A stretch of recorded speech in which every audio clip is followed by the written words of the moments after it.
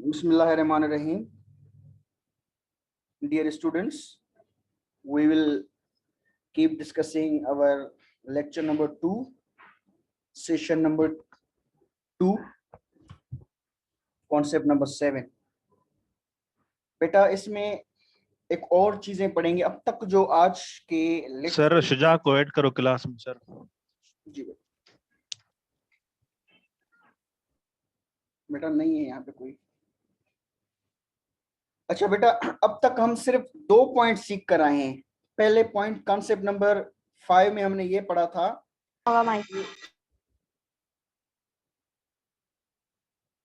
Concept number 5 में हमने ये पढ़ा था कि आपके जो सोशल सर्कमस्टेंसेस है, आपका जो सोशल एनवायरनमेंट है, आपकी जो यानी जिस जगह पे आप होते हैं, वो मोहल्ला, वो समाज, वो ग्रुप, वो लोग, वो चीजें आपके बिहेवियर पर असरअंदाज होती हैं। फिर जो दूसरा पॉइंट हमने पढ़ा था वो ये था कि आपकी एटीट्यूड और आपकी पर्सनैलिटी के डिस्पोजिशन जो होते हैं वो आपके बिहेवियर पर असरअंदाज होते हैं। अब हम तीसरी चीज पढ़ रहे हैं। आप देखें बेटा, ये देखें, एक आपका बिहेवियर होता है, इसके हम कितनी एंगल्स को पढ़ रहे हैं बेटा। इस चीज का भी असर, इस चीज का भी असर, इस चीज का भी असर। इन चीजों को पढ़ने से हम अपने बिहेवियर को बेहतर बनाने में कामयाब हो जाएंगे। Point number concept number 7, social behaviour is biologically rooted. अब बेटा ये जो एस्पेक्ट है ये हमें ये बता रहा है कि आपका जो बिहेवियर होता है उसमें आपके बायोलॉजी का भी बहुत बड़ा किरदार होता है। आपकी इनहेरिटेंस, आपकी हेरिडिटी, उसका भी बहुत बड़ा किरदार होता है। अक्सर आप लोग कहते हैं ना कि भाई बच्चे तो माँ बाप पे जाते हैं, दीवार तो अपनी बुनियाद पर जाती है, जैसा बुनियाद वैसी दीवार, जैसे माँ बाप वैसा बच्चा। तो ये क्यों, यानी ये बायोलॉजिकल एस्पेक्ट पे बात कर रहे होते हैं कि बच्चे पर उनके यानी कि उनकी जो बायोलॉजी है, उनकी जो हेरिडिटी है, वो उसके बिहेवियर को डिटरमाइन करती है। अगर कोई बच्चा चोर बाप का बेटा है तो उसका बेटा भी चोर जाकर बनेगा। इस पर काफी स्टोरियां भी लिखी हुई हैं, ठीक है। मौलाना रूम ने जो है वो इस पर एक तमसील लिखी हुई है कि चोर का बेटा चोर। उसने कहा कि एक बादशाह था, उसके महल में डाकुओं ने हमला कर दिया, तो उनमें एक छोटा बच्चा भी था 6-7 साल का, वो भी उनके साथ शामिल था।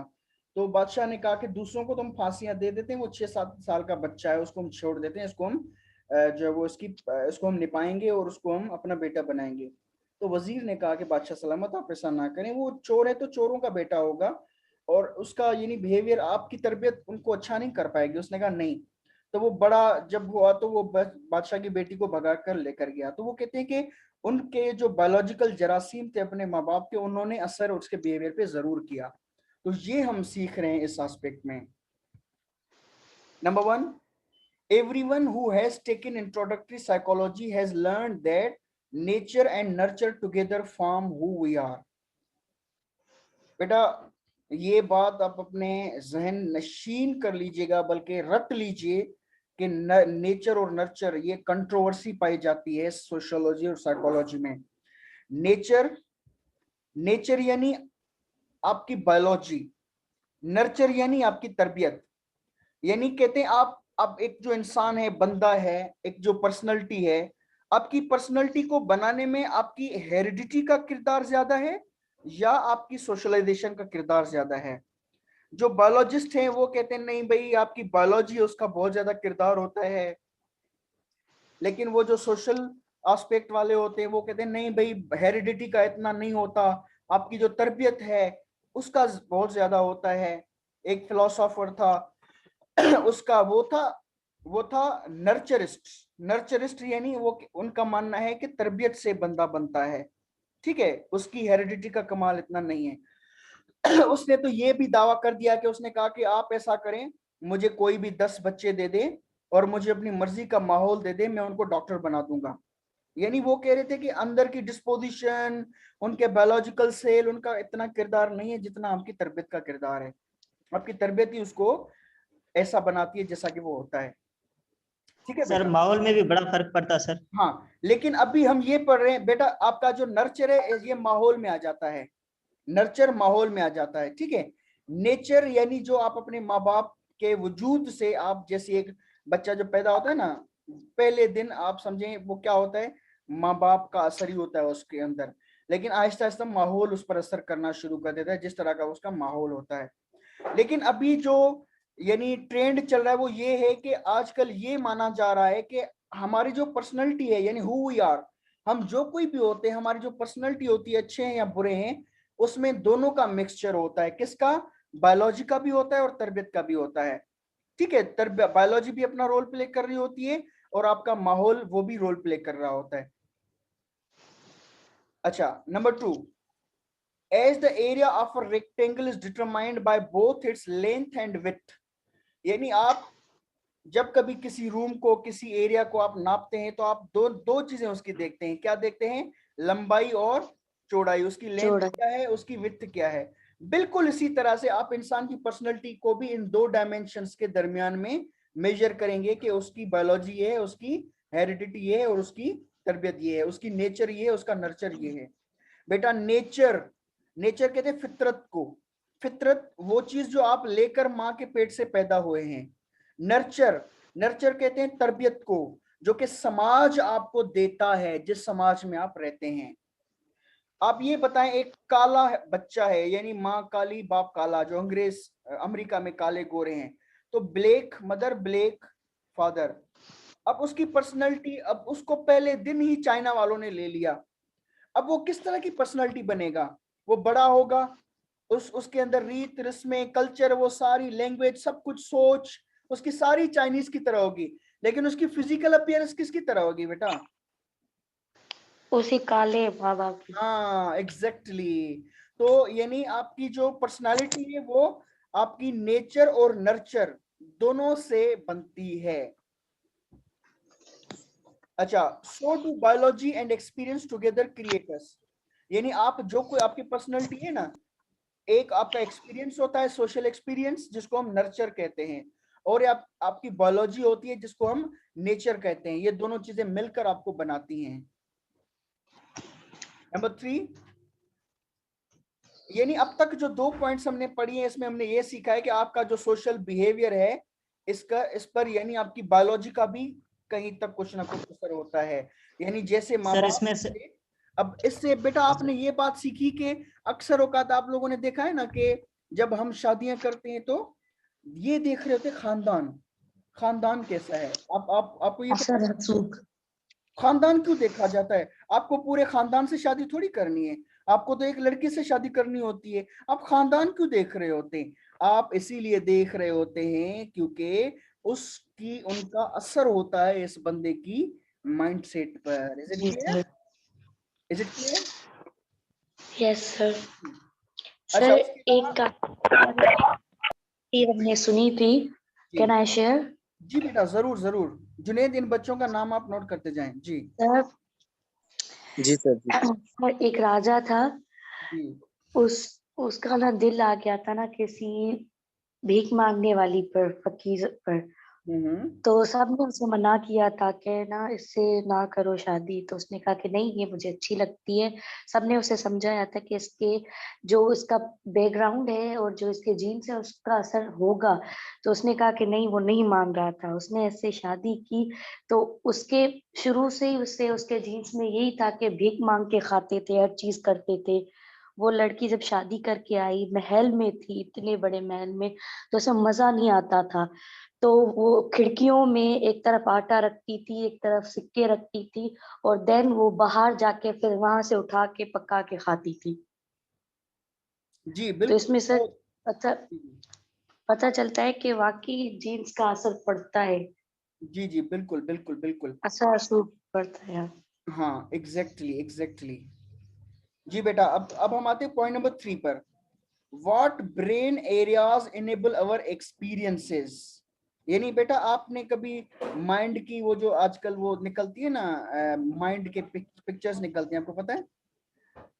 अगर आप किसी माइंड के डॉक्टर के पास जाएंगे, उसके बाद मशीनें होती हैं जिससे आपके, पता नहीं मुझे उनके नाम अभी जहन से भूल रहा हूँ, इनके टेस्ट होते हैं जो माइंड के वो तस्वीरें निकालते हैं, माइंड के एरियाज दिखाते हैं उसमें। ठीक है, सर सिटी जी जी, सीटी sir scan, MRI CT scan, PET, ठीक है, इस तरह के कोई टेस्ट होते हैं। MRI। हाँ एमआरआई होती है।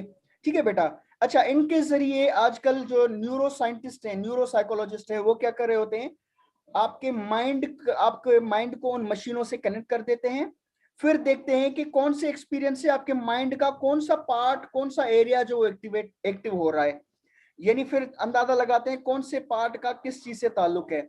लव एंड कंटेम्प्ट, यानी कोई कंटेम्प्ट वाली चीज होती है तो बंदा जब कंटेम्प्ट का इजहार करता है, यानी नफरत का इजहार करता है, तो नफरत के इजहार करते वक्त वो देखते हैं मशीन पर कि भाई बंदे का माइंड का कौन सा एरिया जो है वो एक्टिव हो रहा है। जब कोई मोहब्बत की बात होती है तो फिर वो बंदे के बिहेवियर को देखकर फिर मशीन पे देखते हैं कि मोहब्बत की बात करते वक्त बंदे के माइंड का कौन सा एरियाज जो है वो ज्यादा सिग्नल दे रहा है, यानी वो एक्टिव हो रहा है।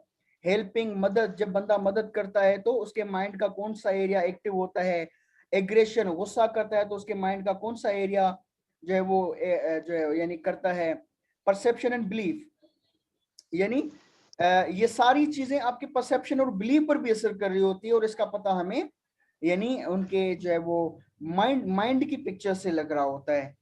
Number 4, how do brain, mind and behavior function together as one coordinated system।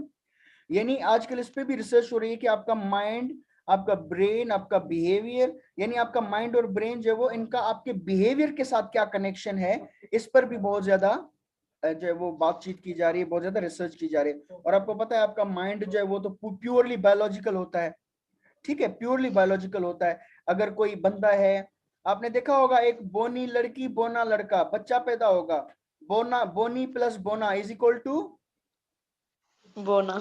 बोना, ऐसा तो नहीं ना वो लंबा बोनी। बच्चा हो जाएगा। नहीं सर। अब देखिए ना, अब कोई एक होता है ना बंदा जिसको हम सीधी में बोलते हैं मोगा, एक कोई मोगा लड़का है या मोगी लड़की है, ठीक है, उनका बच्चा जो है वो इंटेलिजेंट होगा? No sir. नहीं, यानी उसकी माँ की जो फिजिकल बॉडी है, क्योंकि 9 महीने उसके पेट में रहता है, तो वो उसके क्रोमोसोम्स, उसके सेल्स, उसमें जो कुछ भी ये मटेरियल होता है वो उस बच्चे फिट उस पे यानी असर कर रहा होता है। अच्छा, number 5, what does the timing of brain events reveal about how we process information। यानी आप जो इंफॉर्मेशन प्रोसेस करते हैं, आपकी मेमोरी है, ठीक है, उस दौरान आपके माइंड में किस तरह के इवेंट चल रहे होते हैं, कौन से एरियाज जो है वो यानी एक्टिव हो रहे होते हैं। Number 6, such question are asked by those in social neuroscience. बेटा इस तरह की चीजें, इस तरह की रिसर्च कौन करते हैं, उनको हम क्या नाम देते हैं? Hello, scientist sir. नहीं, neuro scientist. Social neuro scientist कौन होते हैं वो? Social neuro science. अच्छा, सोशल न्यूरो साइंटिस्ट का क्या काम होता है? They observe your behaviour and then they look at your mental activity, mind activity in CT scan and such like test. वो क्या करते हैं? कनेक्शन देखते हैं आपके बिहेवियर का और आपके माइंड की एक्टिविटी का, कि आपकी माइंड की एक्टिविटी, कौन सी एक्टिविटी आपके कौन से बिहेवियर के साथ कनेक्टेड है। इस तरह का कनेक्शन बेटा कौन देखते हैं, उनको हम क्या कहते हैं? Social neurologist. Social neuro scientist क्या कहते हैं बेटा? Scientist sir, social neuro scientist. Scientist, well done बेटा। अच्छा, उसके बाद हम आते हैं number 7, social neuroscientists do not reduce complex social behavior such as helping and hurting to simple neural or molecular mechanism। यानी ऐसा नहीं है कि वो जो कम्प्लेक्स बिहेवियर होते हैं, बड़े बड़े complex behaviour, for example helping है या हर्टिंग है या किसी को नुकसान है, उनको सिंप्लीफाई नहीं कर रहे होते कि भाई इस चीज का ताल्लुक सिर्फ और सिर्फ इसके साथ। लेकिन number 8, their point is that to understand social behaviour, यानी वो ये नहीं कह रहे कि भाई आपकी जो आप किसी की हेल्प कर रहे होते हैं या आप किसी को तकलीफ दे रहे होते हैं तो ये आपकी फला माइंड की एक्टिविटी की वजह से। ये सिंपल कैलकुलेशन ये लोग नहीं बता रहे होते हैं, बल्कि इनका कहने का मकसद ये होता है टू अंडरस्टैंड सोशल बिहेवियर। वो कहते हैं आप जो बिहेव कर रहे होते हैं, we must consider both under the skin. Under the skin यानी आपकी चमड़ी के अंदर, यानी आपके वजूद के अंदर आपकी बायोलॉजी जो है, वो कहते हैं उसको भी थोड़ा, उस पर भी गौर करें, एंड बिटवीन स्किन यानी दो स्किन के दरमियान, यानी सोशल इन्फ्लुएंसेस, उनको भी आप कंसीडर करें। तो बेटा सोशल न्यूरोसाइंस वालों का क्या मानना है, वो कहते हैं if you have to understand the behavior of any person, then you have to take into consideration the biology of the person and the social experience of the person. इन दोनों चीजों को देखकर फिर आप उसके बिहेवियर के बारे में कोई जजमेंट लगाएं। जी बेटा, कोई इससे रिलेटेड कोई बात आप लोग बताएंगे, हमने क्या सीखा और जो सीखा है इसको आप कहाँ पे अप्लाई कर सकते हैं अपनी लाइफ में? जी जी सर बेटा। एक क्वेश्चन है सर, वो मैं पूछना चाहूंगा। जी बेटा, जी बेटा। सर पॉइंट नंबर सर 2 में सर आपने ये बताया कि जो मतलब एक मतलब बच्चा जो है अपनी माँ की गोद से जो मतलब जब पैदा होता है सर, उसका जो माहौल है वो सर वो घर से ज्यादा सीखता है या बाहर से ज्यादा सीखता है, मतलब नेगेटिव थिंकिंग? बेटा देखिए, बच्चा जो अवाइली साल होते हैं ना बच्चे की, जिनको हम बुनियादी साल कहते हैं, 7 से 8 साल, पहले महीने से लेकर पहले दिन से लेकर 7-8 साल तक, बेटा ये बच्चा आप यूं समझे ब्लैक बोर्ड है, उस पर जो कुछ लिखेंगे वही बच्चा शो करेगा। तो बेटा ये साल उसके माँ बाप के साथ गुजरते हैं, फैमिली के साथ गुजरते हैं। आप यूं समझो फैमिली 90%, कितने 90% पर्सनैलिटी पर, आपकी फैमिली का असर होता है, और 10% जो है वो आपके बाहर का असरात होता है। इसीलिए कहते हैं कि भाई घर का माहौल का होना लाजमी। इसीलिए जो लोग शादियां करते हैं तो घर देखते हैं, माँ बाप देखते हैं। अक्सरों का जो सुलझे हुए लोग होते हैं ना, अच्छा जो बेवकूफ लोग होते हैं वो लड़की देख कर आ जाते हैं, लेकिन जो सुलझे हुए लोग होते हैं वो क्या क्या चीज देखते हैं, वो जाते हैं लड़की के भाई को देखते हैं, लड़की के बहनों को देखते हैं, लड़की की माँ को देखते हैं, जिस घर में रह कैसा है, उसका वॉशरूम कैसा है, एक एक चीज को वो लोग नोट करते हैं, जाकर अच्छा प्रपोजल उनको मिलता है। Is it clear? Yes sir, thank you. अच्छा अब हम आते हैं, वेल डन चमनलाल। अब हम आते हैं पॉइंट नंबर 9 पर, सोशल ऑस्ट्रिसिज्म। बेटा you know what's the meaning of ostracism? Hello, social ostracism बेटा ये कहते हैं कि कभी अगर आपके खानदान में कोई बंदा गलती करता है तो उसको यानी खानदान से निकाल दिया जाता है। भाई अब आप आज के बाद आपके लिए हमारे पास कोई जगह नहीं है। आपने ये सुना होगा, कोई लड़की जब वो भाग कर शादी करती है तो फिर माँ बाप कहते भाई अब ये हमारे लिए मर गई, इसका हमारे साथ कोई ताल्लुक नहीं है। ठीक है, बेटा जो है वो बिगड़ जाता है, उसको घर से निकाल देते हैं। तो अपने आप से निकाल देना, घर से निकाल देना, खानदान से निकाल देना, बाइकआउट करना, उनके साथ आना जाना खत्म कर देना, खाना पीना खत्म कर देना, खुशी गमी उनके साथ खत्म कर देना, इसको बाइकआउट कहते हैं। और इस बाइकआउट को हम सोशियोलॉजिकल में लैंग्वेज में कहते हैं सोशल ऑस्ट्रेसिज्म। सोशल ऑस्ट्रेसिज्म। जी बेटा समझ में आ गया व्हाट इज सोशल ऑस्ट्रेसिज्म? हेलो कोई खानदान करे और उसकी सजा उसको दी जाए, उससे ताल्लुक करके कत्ते ताल्लुकी। तो बेटा यहाँ पे पॉइंट ये है कि जब आपसे कोई कत्ते ताल्लुकी करता है या आपको निकाला जाता है, आपको बाहर कर दिया जाता है, तो उस चीज का असर आपके ब्लड प्रेशर पर पड़ता है। अच्छा इस क्लास में, स्कूल में मुझे कोई मिसाल बताएं, इस तरह का कोई वाकया होता है ऑस्ट्रिसिज्म का? आपके साथ, हर किसी के साथ हुआ होगा। जी बताएं। सर एक सर यूनिवर्सिटी में सर जैसे मतलब किसी बच्चे को किक आउट किया जाता है, मतलब जो सेमेस्टर में सप्ली वगैरह किसी को लगती है। वेल डन चमनलाल, बेहतरीन मिसाल आपने दी है। और कोई बताएगा? और जो मैं पूछना सुनना चाहता हूँ वो क्या है? सर जी सर, कॉलेज में एक बार मुझे मैथ की क्लास से टीचर ने निकाला।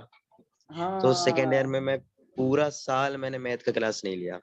एग्जैक्टली यानी अब जब आपको उसने निकाला, भाई निकल जाओ क्लास से, उस वक्त जो आप निकल रहे थे, अभी आप क्लास में थे लेकिन चलकर कुर्सी से उठकर निकल रहे थे, आप अपना बता सकते हैं आपके बॉडी में क्या हो रहा था?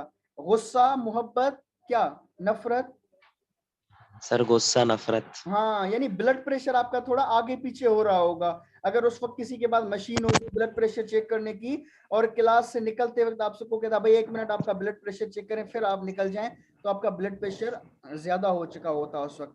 तो आपने देखा कि आपके बिहेवियर का आपके ब्लड प्रेशर पे भी असर हो रहा है। अच्छा, उसके अलावा और दूसरी मिसाल मैंने आपको दी अपने दोस्त की, जिसको एक बंदे ने, गाड़ी वाले ने, यानी दूर से वो 5 अंगुलियां दिखाई थी, वो दोस्त उनके पीछे भाग रहा था। आपने देखा कि उसका, वो क्यों भाग रहा था? उसको गुस्सा था, उसका ब्लड प्रेशर एलिवेट हो चुका था, उस वजह से वो उस मिसबिहेवियर पर, उस बेइज्जती पर वो उनके पीछे भाग रहा था। अच्छा, number 10, social support. Social support strengthens the disease fighting immune system. अच्छा बेटा, बहुत इंपॉर्टेंट बात यहाँ पे बताई जा रही है, जो मुन्ना भाई एमबीबीएस का भी मकसद है मूवी का, वो ये है कि आपकी जो बीमारी है उसका इलाज सिर्फ दवाइयों से नहीं होता, बल्कि आपके आसपास जो लोग हैं उन लोगों की सपोर्ट भी आपको ठीक कर देती है। ठीक है बेटा, तो जिस बंदे के पास सोशल सपोर्ट होती है, मुश्किल पड़ने पर, फेल होता है, तो बजाय टोकने के उसकी मामा बाबा उसको सपोर्ट करते हैं। मेरे एक फ्रेंड है सर जफर साहब, आप जानते होंगे यूनिवर्सिटी में, तो उनकी छोटी बेटी है 4 साल की, तो उसने टेस्ट के लिए अप्लाई किया, स्कूल में उसकी एडमिशन नहीं हुई, फेल हो गई, तो फेल होने की खुशी में उसके पापा ने उसको पार्टी दी कि भाई अब वो डिप्रेस होगी, उसको खुशी मनाएंगे, भाई आपकी फेल्यूर भी हमारी आंखों पर, आपकी कामयाबी भी हमारी आंखों पर।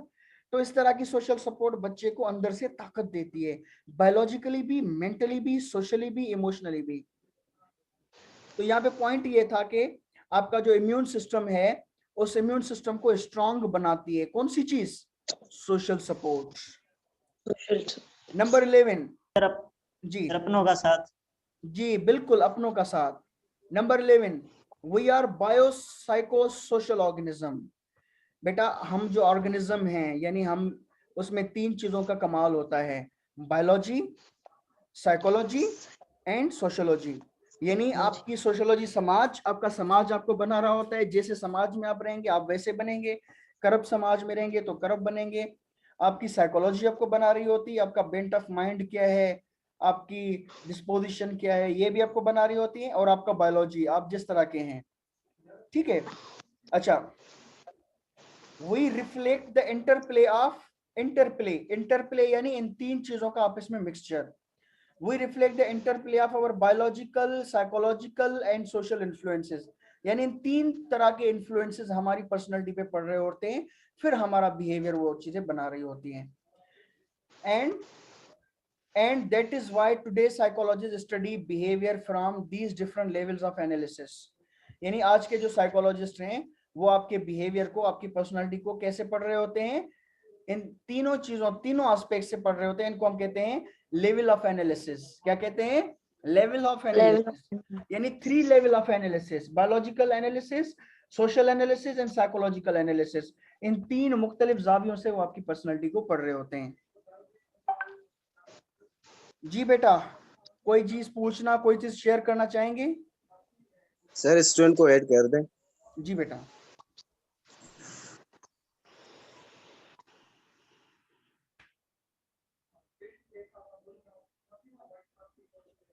अच्छा सीआर, माशाल्लाह कुछ वो बच्चे भी होते हैं जो हीरे होते हैं, माशाल्लाह आज काफी बच्चे बी सेक्शन से भी आए हैं, जिनको यानी रियायत थी, लेकिन उन्होंने, उनके लिए अटेंडेंस से ज्यादा क्लास मैटर करता है।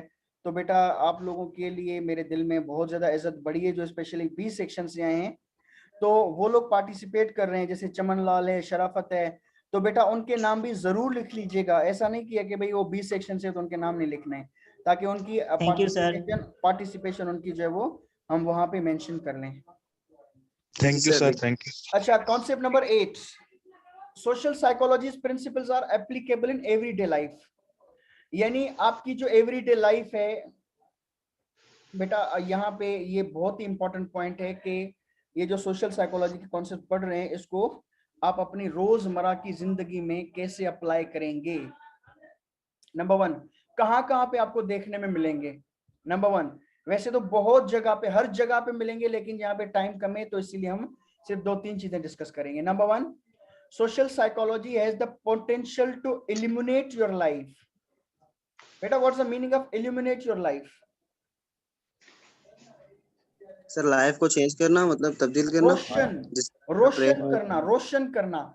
जैसे घर होता है ना, घर में अंधेरे होते हैं, फिर आप उसमें क्या करते हैं, बत्तियां, बल्ब, राडें, ये वो आप उसमें रख देते हैं तो वो घर क्या हो जाता है, रोशन हो जाता है, बेहतरीन हो जाता है सर घर आपका। तो सर सोशल इसमें जिंदगी साइकोलॉजी, का सर किरदार। हाँ यस सर। हाँ, सोशल साइकोलॉजी आपकी लाइफ को रोशन कर सकती है, आपको रोशन बना सकती है सोशल साइकोलॉजी। कैसे? कैसे? To make visible the subtle influences that guide your thinking and acting. यानी कैसे?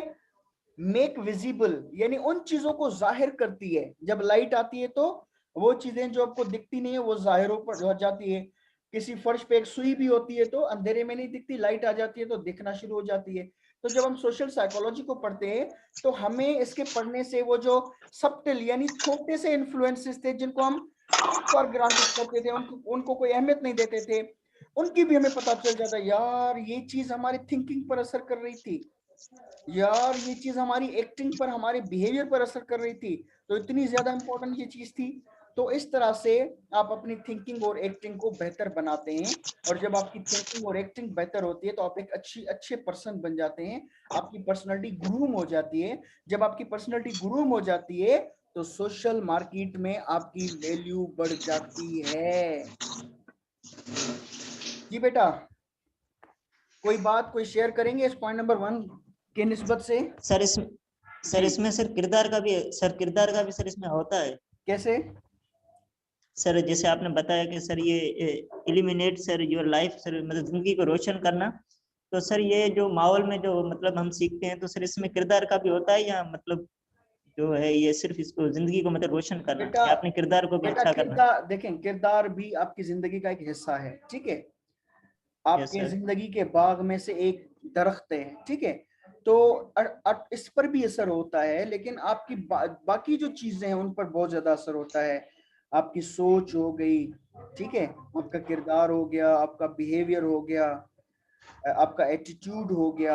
जब आपको पता होता चलता है कि भाई फला फला चीजें जो हैं इनका, फॉर एग्जांपल आपने साइकोलॉजी आपको बता दी कि आपकी जो लिसनिंग है ना, लिसनिंग, इसका बहुत बड़ा यस रोल सर। है, लिसनिंग का बहुत बड़ा रोल है आपके बिहेवियर पर। अब आपका बिहेवियर पता है नेगेटिव क्यों होता है लोगों के लिए? क्योंकि आप उनको सुनते ही नहीं है। जब आप लोगों को सुनते नहीं, आपका बिहेवियर नेगेटिव होता है। जब आपकी वाइफ की तरफ आपका बिहेवियर नेगेटिव होगा तो उसका बिहेवियर भी नेगेटिव होगा। जब दोनों का बिहेवियर एक दूसरे के लिए नेगेटिव होगा तो घर डिस्टर्ब होगा, घर डिस्टर्ब होगा तो आपकी लाइफ नेगेटिव डिस्टर्ब हो हो जाएगी, जाएगी। डिस्टर्ब हो यस जाएगी। सर। तो जब आपको पता चलेगा कि यार मुझे अपनी वाइफ का बिहेवियर पॉजिटिव करना है, तो आप क्या करेंगे? उसको ज्यादा से ज्यादा सुनेंगे, वो कहना क्या चाहती है उसको डिटेल में सुनेंगे। आप अच्छे लिसनर नहीं बन सकते जब तक आप यानी सामने वाले बंदे की आखिर तक वो खामोश हो जाए, फिर आप बोलना शुरू कर दें। तो अच्छा लिसनर, ये आपको साइकोलॉजी बताएगी, आप अच्छा लिसनर बने। जब आप अच्छे लिसनर बनेंगे तो आपकी अंडरस्टैंडिंग बढ़ेगी, आपकी अंडरस्टैंडिंग बढ़ेगी, आपका बिहेवियर पॉजिटिव हो जाएगा। आपका बिहेवियर पॉजिटिव हो जाएगा तो बेटा दूसरे लोग भी सुकून के साथ जीना चाहते हैं, उनको भी कोई लड़ाई करने का कोई शौक नहीं है, उनका बिहेवियर भी सर पॉजिटिव सीखेंगे हो सर वो जाएगी। दूसरों से। तो ये सारी चीजें आप देखेंगे ऑटोमेटिकली, इनको कनेक्ट करते जाएं, इनकी चेन बनाते जाएं, ऑटोमेटिकली इन चीजों का आपकी लाइफ पर असर पड़ता है। Is it clear? Yes sir, thank you. अच्छा, number 2, and as we will see and as we will see it offers many ideas about how to know ourselves better। यानी हम अपने आप को बेहतर तौर पे कैसे जाने कि मैं क्या हूं। आपसे पूछा जाता है ना, हाँ भाई आप बड़ी बड़ी कारपोरेशन में इंटरव्यू देने जाएंगे, वो आपको कहेंगे आपके पास 2 मिनट है, डिफाइन योरसेल्फ, आप अपने आप को डिफाइन करें। आप कहते हैं भाई मेरा नाम फला है, मैंने इतनी जमायतें पढ़ी हैं। भाई ये बंद करो, मॉडर्न बताएं। अभी जो पोस्ट मॉडर्न सोसाइटी में इंट्रोडक्शन का तरीका चल रहा है, वहां पे आप अपने आप को, भाई मैं फला शख्स हूँ, मुझ में ये मेरी ये खूबियां हैं, मेरी ये खामियां हैं। आपको अपनी खूबियां खामियों का पता होना चाहिए कि मेरी वीक पॉइंट्स क्या है, मेरी स्ट्रेंथ्स क्या हैं। ये कैसे आपको पता चलेगा? जब आप सोशल साइकोलॉजी पढ़ते हैं। हाउ टू विन फ्रेंड्स, दोस्त कैसे जीते जाते हैं? बेटा दोस्त बनाए नहीं जाते, दोस्त बन जाते हैं ऑटोमेटिकली। मुंह से नहीं कहते कि भाई आपको मैं दोस्त बनाना चाहता हूं।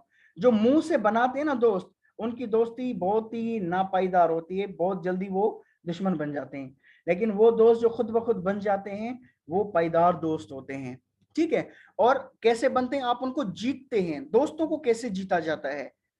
जैसे मैच जीते जाते हैं ना, प्राइज जीते जाते हैं, दोस्त भी जीते जाते हैं, तो वो कैसे जीते जाते हैं सोशल साइकोलॉजी आपको बताती है। एंड इन्फ्लुएंस पीपल, लोगों पर इन्फ्लुएंस कैसे किया जाए, हम कैसे इन्फ्लुएंस करते हैं, हम अच्छी ड्रेसिंग करके, भाई मैं अच्छी शर्ट पहनूं, अच्छी पैंट पहनूं, अच्छा कोट पहनूं, फेयर एंड लवली लगाऊं, फेस वॉश लगाऊं, हेयर स्टाइल अच्छा बनाऊं, ताकि लोगों को मुतासिर कर सकूं, लोग मुझे देखें, लोगों को इम्प्रेस करूं। भाई ये पुराने तरीके हैं इम्प्रेस करने के। सोशल साइकोलॉजी आपको नए तरीके बताती है इम्प्रेस करने के, लोगों को इम्प्रेस कैसे किया जाता है, इन्फ्लुएंस कैसे किया जाता है। How to transform closed fist into open arms. Closed fist बेटा निशानी होती है गुस्से की। जब आप किसी के साथ लड़ रहे होते हैं तो आप मुक्का बनाते हैं, मुक्का बनाते हैं यानी आप गुस्से में हैं, तो सामने वाले बंदे का मुक्का बनाकर आपको साथ लड़ने का इरादा है। आप क्या, अगर आप आपकी सोशल साइकोलॉजी नहीं पढ़ी हुई है, आप भी मुक्का, उसने एक मुक्का बनाया, आप दो मुक्के बना के लड़ेंगे, तो बेटा ये तो क्या कहते हैं कि नहीं हुआ ना हल मसले का। अगर सामने वाला बंदा मुक्का बनाकर आपको दिखाता है और आप दो मुक्के बनाकर दिखाते हैं, आपकी मिसाल पता है कैसी बन जाएगी? फिर आपके पास मिसाल है या मैं दूं? हेलो सर आप बता दें। बेटा, आप जब छोटे थे तो बता दें आप। चाबी वाली गाड़ी हुआ करती थी एक, उसको चाबी देते थे, वो चलती थी। Is it clear? Is it clear? जी सर। यानी अब जी सर। आपको उस बंदे ने चाबी दे दी, यानी रिमोट आपका कंट्रोल अब उस बंदे पर है कि आपको वो सुकून में, आपको गुस्से में रखे या खुशी में, उस बंदे के पास कंट्रोल है। तो भाई आपके पास सलाहियत होनी चाहिए, आपके लफ्जों में जान होनी चाहिए कि सामने वाला बंदा है, उसने मुक्का बना रखा है, तो आप ऐसी बातें करें कि वो मुक्का खत्म करके बाजू फैलाकर आपको गले लगाए। तो ये सलाहियत आपको, आपके पास कहां से आएगी? ये सलाहियत आएगी सोशल साइकोलॉजी से। Is it clear? Yes sir. Yes sir. अच्छा, number 3, scholars are also applying social psychological insights। यानी जो बड़े बड़े अदीब हैं, बड़े बड़े यानी एक्सपर्ट्स हैं, वो भी सोशल साइकोलॉजी की इनसाइट्स को अप्लाई कर रहे हैं। अच्छा, आपको पता है ये जब आप लोग इंटरव्यू में जाते हैं ना, इंटरव्यू में अगर आप सोशल साइकोलॉजी को डिटेल में पढ़ेंगे तो आप यूं समझिए इंटरव्यू में, किसी इंटरव्यू में आप फेल नहीं होंगे। वहां पे वो जो 4-5 बंदे बैठे होते हैं जो आपका इंटरव्यू कर रहे होते हैं, actually they are applying social psychology on you. वो आप पर सोशल साइकोलॉजी अप्लाई कर रहे होते हैं, वो आपकी थॉट देख रहे होते हैं, वो आपका बिहेवियर देख रहे होते हैं। आप क्या समझते हैं वो सवाल करते हैं तो उनको आपका जवाब चाहिए? नहीं। जिस तरह से आप कुकिंग के प्रोग्राम में जाते हैं, आपको कुकिंग के लिए कहा जाता है, तो क्या उनको भूख लगती है कि आपको कुकिंग का कहते हैं? नहीं, आपकी टेस्ट देखना चाहते हैं, इस बंदे में क्या टेस्ट है। Is it clear? तो जब आपको पता होगा कि मैं जिनके सामने बैठी हूं या बैठा हूं वो क्या चाहते हैं, उनकी क्या एक्सपेक्टेशंस हैं, उनकी एक्सपेक्टेशंस का पता चल गया, आप उनकी एक्सपेक्टेशंस के मुताबिक बिहेव करेंगे। आप उनकी एक्सपेक्टेशंस के मुताबिक बिहेव करेंगे, आप कामयाब हो जाएंगे। Is it clear? Yes sir. Number 4, principles of social thinking. Social thinking कैसे, लोग सोचते कैसे हैं। सोशल इन्फ्लुएंस, लोग दूसरों को मुतासिर कैसे करते हैं और मुतासिर होते कैसे हैं, लोग कैसे मुतासिर होते हैं। आप अगर किसी को मुतासिर करना चाहते हैं तो आपको सोशल साइकोलॉजी का ये टॉपिक जरूर पढ़ना चाहिए कि लोग मुतासिर कैसे होते हैं। ठीक है? एंड सोशल रिलेशंस, ताल्लुकात कैसे बनाए जाते हैं, अच्छे ताल्लुकात, हेल्दी ताल्लुकात कैसे बनाए जाते हैं, हैव इम्प्लीकेशंस। इन सारी चीजों की इम्प्लीकेशंस हैं, असरात हैं, किस चीज पर? Human health and wellbeing. Human health and wellbeing, आपकी सोच का आपके हेल्थ पर बहुत बड़ा असर है बेटा। आपकी सोच का आपकी हेल्थ पर बहुत असर है। आप ऐसा करें, चकोफोर आपने कभी देखे? चकोफोर जो बच्चों को मीठी गोलियां खिलाते हैं। हेलो? हाँ, आप अगर किसी गांव में जाएंगे, उनको पता नहीं होगा ये क्या चीज है, आप उनको बताएंगे, आप किसी ऐसी खातून या किसी ऐसे बंदे से मिलें जिसको सर में दर्द हो, आप उसे कहें ये सर के दर्द की गोली मैं आपके लिए लाया हूं, वो गोली खाएगा, आधे घंटे के बाद यकीन मानिए उसका सर का दर्द खत्म हो चुका होगा। क्यों? क्योंकि वो खुद को बता चुका होता है कि भाई अब आपने गोली खा ली है, अब तुम ठीक होना शुरू हो जाओ। फिर उसकी सोच के घोड़े जो है वो इसी तरफ दौड़ते हैं कि मैं बस ठीक होने वाला हूँ, ठीक होने वाला हूँ, ठीक होने वाला हूँ, तो ऑटोमेटिकली वो ठीक हो जाता है। इसी पॉइंट पर मौलाना रूमी ने एक मसनवी लिखी थी कि एक उस्ताद था, वो पढ़ाने गया तो बच्चों ने आपस में सलाह की कि भाई टीचर जो है ना रेगुलरली पढ़ा रहा है, ये ब्रेक दे ही नहीं रहा, तो उसने कहा कि आज टीचर को मामू बनाते हैं। तो उन्होंने आपस में सलाह की। एक बच्चे ने कहा सर आप खैर तो आप बीमार हैं, खैर तो आप बीमार हैं। तो उसने कहा कि नहीं बेटा मैं बीमार नहीं हूँ,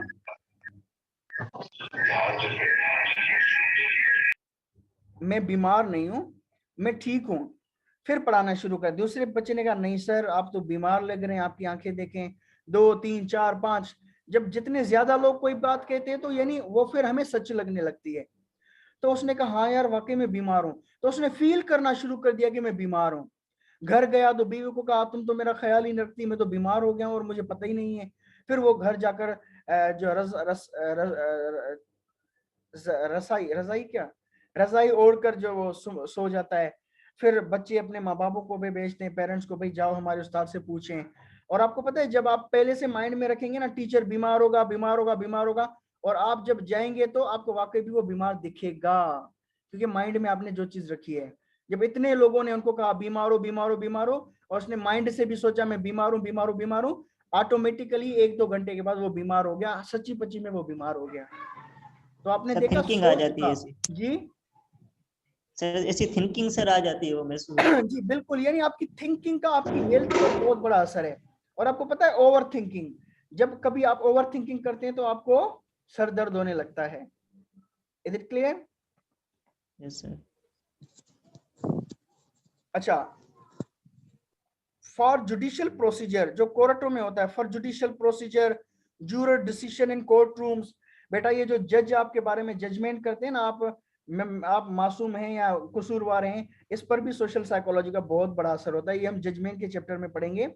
सिंपल बात मैं आपको बता देता हूं कि आपका जो लुक होता है वो आपकी जजमेंट, दूसरे बंदे की जजमेंट पर असर डालता है। ये यानी रिसर्च की गई कि वो 2 तरह के क्रिमिनल होते हैं।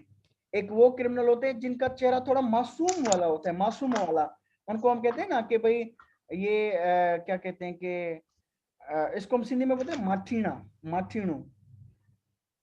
आ रही बात समझ में? माठीणु यस सर। यानी वो अंदर में शरीर है लेकिन बाहर से दिख रहा है कि ये तो बड़ा मासूम है, ठीक है। और दूसरे बेचारे ऐसे होते हैं, बड़ी मूछें, बड़ी आंखें, बोलने का अंदाज ऐसा, यानी वो बोल रहे होंगे आपको लग रहा होगा ये हमें डांट रहे हैं, ठीक है। वो देखने का अंदाज ऐसा, आप समझेंगे ये तो मुझसे लड़ रहा है।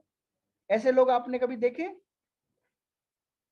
सर तो अपीयरेंस की वजह से वो जज जो है वो उनको देख रहे होते हैं, यार ये तो मासूम है, ये तो हरामी है बड़ा, ठीक है। तो फिर मासूम जिसको जज ने पहले ही माइंड में मासूम बना लिया, फिर वो उसकी हर ऐसी चीज को एक्सेप्ट करेगा जो मासूमियत का दलील होगा, हर ऐसी चीज को रिजेक्ट करेगा जो शरारत का दलील होगा। इस तरह का मेंटल प्रोसेस चल रहा होता है उस जज का। तो बेटा आपने देखा किस तरह से कोर्ट रूम में भी सोशल साइकोलॉजी के प्रिंसिपल अप्लाई होते हैं। Last point, and for influencing behaviour, दूसरे लोगों के बिहेवियर को कैसे इन्फ्लुएंस करें, that will enable an environmentally sustainable human future. यानी आप देखते हैं कि दूसरे लोग जो हैं, फॉर एग्जांपल क्लास की बात करें, छालियां खाकर उनकी रेपर फर्श पर फेंक देते हैं। उस दिन आपने देखा कुछ बच्चे जूनियर्स की क्लास में गए, आप लोगों की क्लास में बच्चे थे, वहां पे वो सुपारियां खाई, वो टीचर की डेस्क पर छोड़कर आके, मैंने बुलाया था लेकिन वो बच्चा भाग गया था वरना मैं उसे सफाई करवाता। तो आपने देखा, अच्छा अब बच्चों का बिहेवियर सेट कैसे किया जाए, कैसे सेट किया जाए? अब आपने देखा कि अब एक तरीका है कि जब बच्चा फेंकता है तो टीचर जाकर खुद वो अपने हाथ से उठाएगा, तो बच्चे को शर्म आएगी कि भाई मैंने किया, मेरे टीचर को मेरा कचरा उठाना पड़ रहा है, ठीक है। तो आप जब उठाएंगे तब उसके बिहेवियर पे असर होगा। दूसरा एक मिसाल बताता हूं, एक स्कूल में किस तरह से एक हेडमास्टर ने सोशल साइकोलॉजिकल प्रिंसिपल अप्लाई किए लोग बच्चों का बिहेवियर चेंज करने के लिए। 2 मिसालें बताता हूं। मिसाल नंबर 1, एक वॉशरूम में एक स्वीपर ने शिकायत की कि हेडमास्टर को, सर ये जो आईना है ना मैं साफ कर करके थक जाता हूँ ये जो लड़कियां हैं ना वो लिपस्टिक लगा के फिर वो लिपस्टिक को आईने के साथ, यानी एक होता है ना होंठ आईने के साथ लगाती हैं, उनकी लिपस्टिक लेवल हो जाती है और वहां पे लिपस्टिक का निशान बन जाता है, फिर वो निशान मुझे मिटाने के लिए बड़ी दिक्कत होती है। तो अब उसने क्या किया कि बच्चों को बुलाया हेड मास्टर ने, और उसने कहा कि बेटा, अब उसको लगा कि भाई वो ये स्टूडेंट्स हैं जो थोड़े यानी फैशनेबल हैं और यही लगाते हैं, उनके 10 20 25 बच्चे या 50 या 100 जितने भी बच्चे थे उनके ग्रुप्स बनाए, 20 बच्चों का ग्रुप, हर 20 ग्रुप या 10 ग्रुप को वॉशरूम लेकर जाते और दिखाते कि भाई देखो ये आईना है, इस पर इस तरह से आप जो है यानी ये लगाते हैं, ठीक है। अब अगर उन पर तबलीग कर देता कि बेटे खुदा के वास्ते आप ना लगाओ, तो वो नहीं मानते। लेकिन उसने क्या कहा, 100 यानी क्या कहते हैं, एक सोनार की नहीं, 100 सोनार की एक लोहार की, एक लोहार की उसने कैसे किया, उसने एक ऐसा काम किया, लड़कियों ने तौबा कर ली फिर लिपस्टिक आईने पे लगाने की। आप बता सकते हैं वो कौन सा काम था? सर उसने वॉशरूम वाले जो पानी था उससे उसको साफ किया था, देखिए नहीं सर। नहीं नहीं नहीं, यस सर। वॉशरूम के साथ वो जो नहीं होता, वॉशरूम के वो कमोड के अंदर जो पानी होता है उससे। नहीं नहीं नहीं, उससे उससे नहीं, वो जो स्वीपर के साथ वो नहीं होता जिसके साथ वो हम पोछा टाइप। पोछा, इसको क्या बोलते हैं इंग्लिश में, जो पोछा सर नहीं होता याद नहीं। जिससे फर्श साफ करते हैं, पोछा, वाइपर। Wiper wiper. तो उसने कहा बेटा वाइपर। आप देखें कितनी मुश्किल होती है इस बेचारे स्वीपर को, जो वो साफ करने में, स्वीपर को आंख मार दी थी कि आप जो है ना इस वॉशरूम के वाइपर से आप इसको आईने को साफ करेंगे। जब लड़कियों ने देखा कि जिस आईने को हम होंठ लगाती हैं वो वॉशरूम के वाइपर से साफ होता है, अब आप बताएं कोई लड़की दोबारा लगाएगी उसको होंठ अपने? नहीं सर, बिल्कुल नहीं। आप देखिए क्या कहाँ पे जाके माइंड अप्लाई किया कि किस तरह से बच्चों का माइंड चेंज किया जा सकता है। एक तरीका नंबर 1। तरीका नंबर 2, एक क्लास में बच्चे बड़ी जो यानी कचरा फेंकते थे, जैसे मैं बात कर रहा था, सुपारियां वगैरह खा के, टॉफियां वगैरह, जूस पी के डब्बे वहां पे फेंक दिए। तो एक टीचर हेडमास्टर को कहा गया कि सर ये जो बच्चे बड़ा कचरा करते हैं। तो उसने कहा चलो मसला है ही नहीं, क्लास में गया और बच्चों को कहा कि बेटा मैंने सारी क्लासों को ऑब्जर्व किया है, पहली क्लास जो सफाई के लिहाज से आई है वो आप लोगों की क्लासेस, आप लोग सफाई के हिसाब से माशाल्लाह बहुत अच्छे हैं। उस दिन के बाद 1 हफ्ते के बाद रिकॉर्ड किया गया तो वाकई भी वो बच्चा वो क्लास पहले नंबर पे आ चुका था। इस प्रिंसिपल को हम सोशल साइकोलॉजी में कहते हैं सेल्फ फुलफिलिंग प्रोफेसी, यानी जो बात कही जाती है वो दरअसल हकीकत बन जाती है। ठीक है बेटा, तो आप जो बिहेवियर में चेंज लाना चाहते हैं, आप फर्ज कर लें कि वो चेंज आ चुका है और उस चेंज के लिए उनको रिवार्ड करना शुरू कर दें अभी से, ऑटोमेटिकली वो बच्चा उस तरह से बन जाएगा। Is it clear? Yes sir. ठीक है बेटा। अब फॉर एग्जांपल आप चाहते हैं कि भाई ये जो हमारा बच्चा है ना ये नमाज पढ़े, अब आप क्या करेंगे, वो पढ़ता भी नहीं, आप कहेंगे भाई ये वाहिद बच्चा है जिसको मैंने कभी मस्जिद से बाहर नहीं देखा, जब देखो मस्जिद में जाता है, जब देखो मस्जिद। अब अगर वो कोई लड़का हो, अब वो देखेगा भाई लड़कियों के सामने मेरी इतनी तारीफ हो रही है, अब अगर जोहर का टाइम होगा नहीं, वो पहले से मस्जिद में जाके बैठेगा। Is it clear? Is it clear? Yes sir. हाँ, तो इस तरह से बिहेवियर को चेंज किया जाता है। जी बेटा, कोई बात हो, कोई सवाल हो, कोई शेयरिंग है? मेरी तरफ से आज का लेक्चर खत्म है, अब आप लोग बताएं। सर मैं एक एग्जांपल सर। जी बेटा, जी बेटा, जी बेटा बताएं। सर इस हवाले से मैं एक एग्जांपल दे सकता हूँ? जी बेटा, जी बेटा, अलीशर सोशल सर एक मोटे आदमी के बारे में मुझे दोस्त ने बताया था कि वो अपने मोटापे से बहुत तंग था ना, तो उसके पास कोई चारा नहीं था, मतलब पतला होने के लिए, फिट होने के लिए। उसको हॉस्पिटल ले गए किसी डॉक्टर के पास। तो वो डॉक्टर जो साइकोलॉजिस्ट था, तो उसने क्या बताया, उसने बताया कि आप कल परसों में यानी कुछ दिनों में मरने वाले हो। तो वो बस यही बताया उसको।